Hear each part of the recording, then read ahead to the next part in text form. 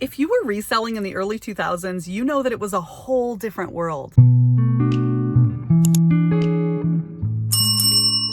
Before we get into it, if you've ever resold anything, drop me a comment down in the comment section and let me know a little bit of your story. Hit that like button and let's get into it.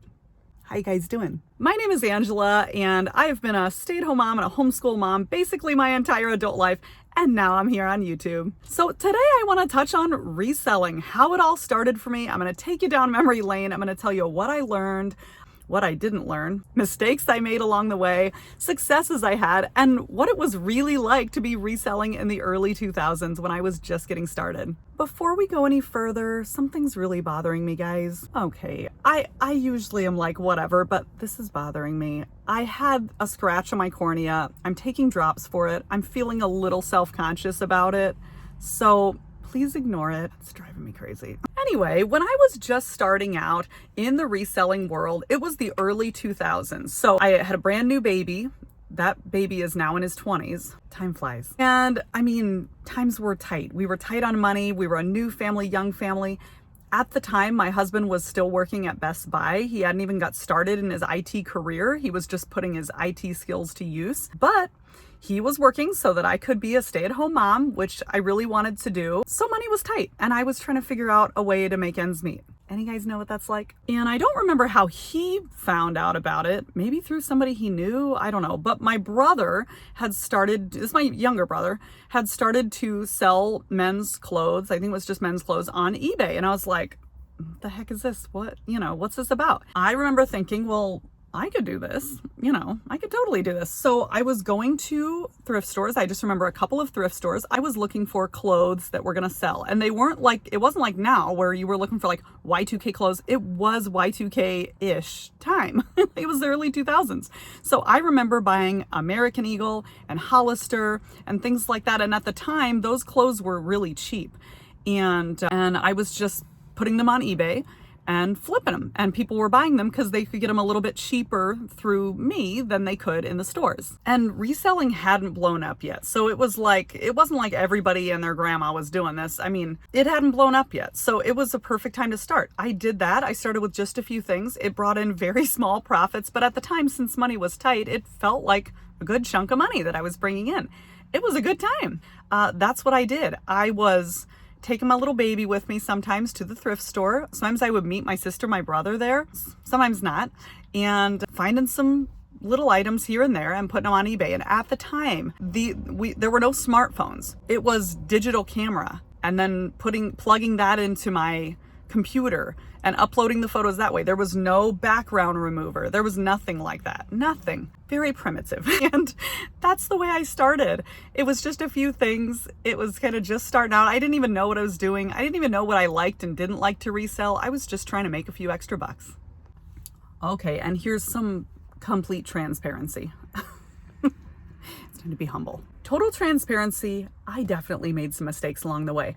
If you've been following me at all, which has not been very long, I'm just starting this stuff, but you know that I've been reselling off and on for like over 20 years, around 20 years.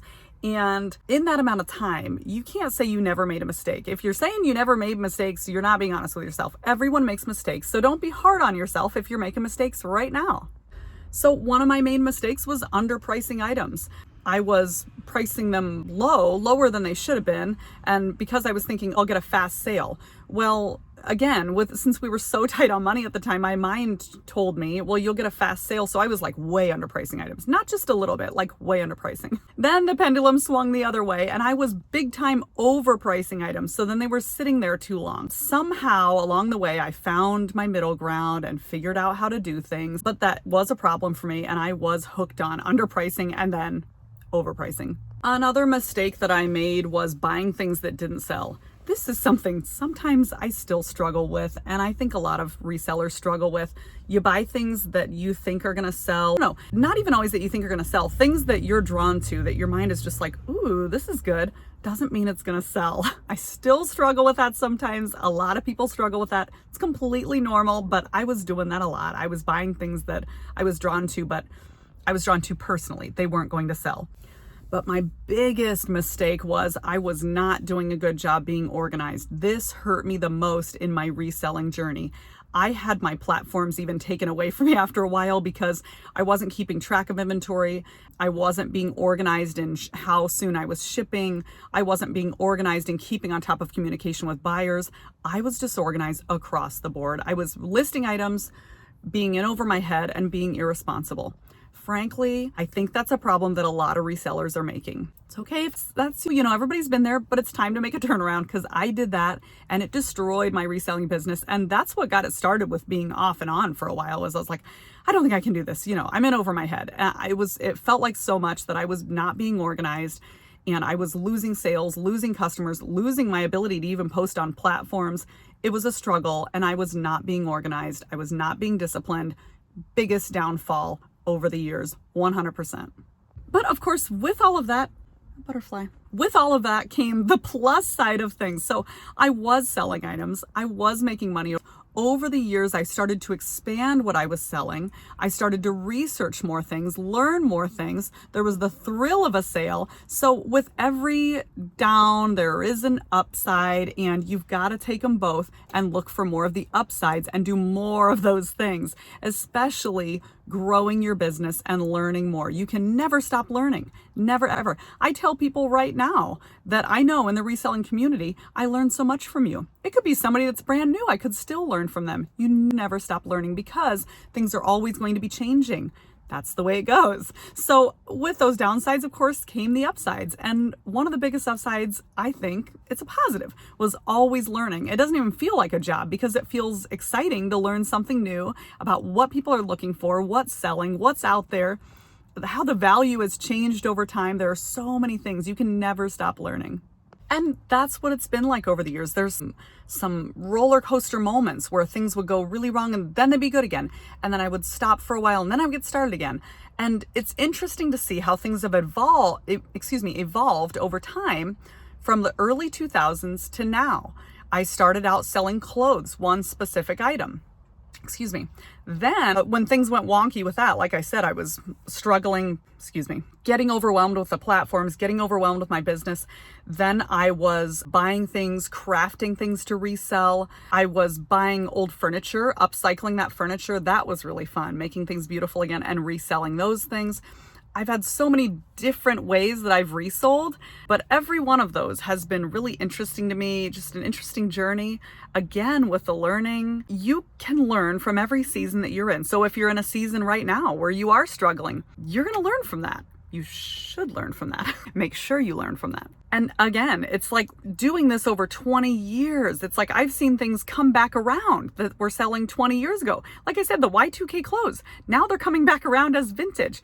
So some tips that I have for people who want to do this long term.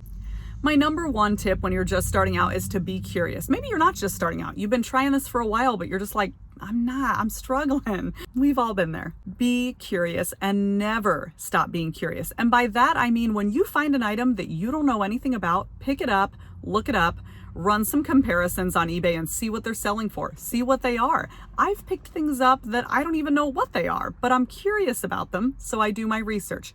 You'll be surprised at how many things you find on the shelves or in the boxes at sales that you're just like, I didn't even know what this was, but now I know to look for it. And then add that to your list of things to look for. Never stop being curious. It is the key to successful reselling over time. Number 2, get used to diversifying. If you, for example, okay, so I sell all kinds of different things. I'm an everything reseller. Some people don't need to do that because they've had the business going for so long that they have their one niche that they sell in. Niche, I'm never going to know which one it is, and I don't care. But if you're not there yet, diversify. Sell all kinds of different things. That way you can reach people who are buying this, and people that are buying that, and people that are buying this thing up here. You want to diversify and sell all kinds of things if you're trying to make money. You're not an antique store, or you're not a, clothing store in the mall.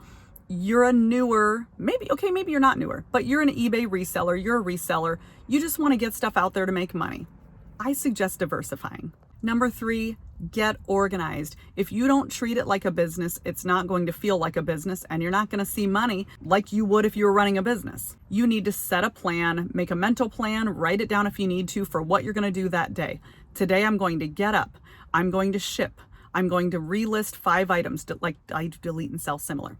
I'm going to refresh some listings on my Facebook Marketplace. I'm going to check out my other platforms. I'm going to take pictures of 5 items. I'm going to tell, wait, no, not tell. What was I saying? I'm going to, okay, whatever the other things are, make your list. You can see that you don't always have to be organized in here to make it work. I mean, this is me. But make a list and stick to it. If you do, you'll start to see growth. If you don't, you just won't. Number 5, connect with other people who are doing the same thing you are. You can be watching YouTube videos like you are right here. Thank you so much for being here. You can be following people on social media, get ideas from each other, talk to each other, build relationships with each other, find out what people are doing, what's working for them, what's not working for them. Communicating with other people in your field is always going to help you no matter what business you're in. Communication is good, support is good, friendship is good. I did this by myself on my own for a long time and I was perfectly fine to do it that way. But when I discovered I could be watching people on YouTube and seeing what they're picking up, what's selling, I was like, it really helped. And it's going to help you. So make sure at least once a day you're communicating with other resellers, checking out a reseller video, looking at what's selling, whatever you're doing, stay engaged and stay in the game. And lastly, do what's working for you because it's your business. I've seen a lot of people over the years saying exactly what you need to do because they said to do it that way. And if you're making money and you're finding the success that you want in your business, the way that you're doing it, then keep doing that. That's okay. I'm a part-time reseller. I'm not a full-time reseller. I didn't quit my job. You don't have to either. If you want to go part-time and do things the way you want, so be it. If you want to go full-time, come on, noisy truck. That's okay too. Do what works for you. I hope you guys have found this video to be enjoyable. Thank you so much for continuing to join me on my YouTube channel. It means so much to me because I'm brand new here. Make sure that you're sharing this with other people that you know that you think could benefit from this. Leave me a like and a comment if you haven't already, and please subscribe. Don't forget to find me on Facebook at Mom Rebooted, and we'll see you guys next time. Bye.